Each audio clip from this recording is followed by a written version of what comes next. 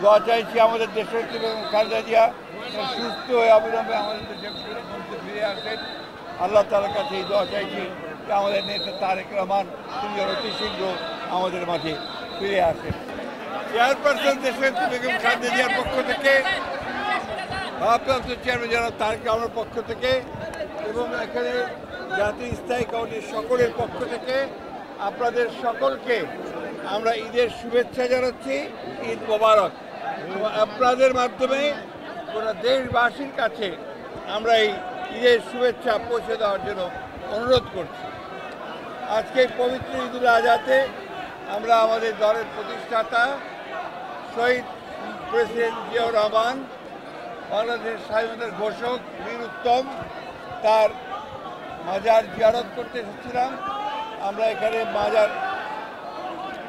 মাজার জিয়ারত করেছি এবং পরম করুণার কাছে আমাদের শহীদ প্রেসিডেন্ট জিয়াউর রহমানের আত্মার মাগফিরাত কামনা করেছি। আমরা একই সঙ্গে আমাদের শহীদ প্রেসিডেন্ট জিয়াউর রহমানের কনিষ্ঠ পুত্র এবং আমাদের নেত্রী দেশত্রী বেগম খালেদা জিয়ার কনিষ্ঠ পুত্র আরাফাত রহমান কোকর আমরা আত্মার মাগফিরাত কামনা করেছি।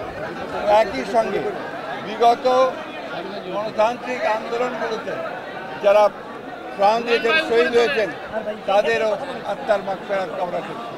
বিশেষ করে 1971 সালের স্বাধীনতা যুদ্ধে যারা এই দেশের স্বাধীনতার জন্য প্রাণ দিয়েছেন, শহীদ হয়েছেন, তাদের প্রতিও আমরা আমাদের শুভেচ্ছা জানাচ্ছি, শ্রদ্ধা জানাচ্ছি, আত্মার মাগফিরাত কামনা করছি।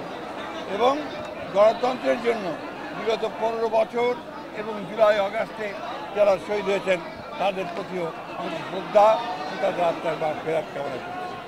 আমরা আজকের এই পবিত্র ঈদুল ফিতরের দিনে প্রত্যেকটি বাংলাদেশি মানুষ যেন আনন্দের সঙ্গে উদযাপন করতে পারে সেই প্রার্থনা করছি, দোয়া চাইছি আমাদের দেশের এবং খালেদা জিয়া সুস্থ হয়ে অবিলম্বে আমাদের দেশে ফিরে আসেন।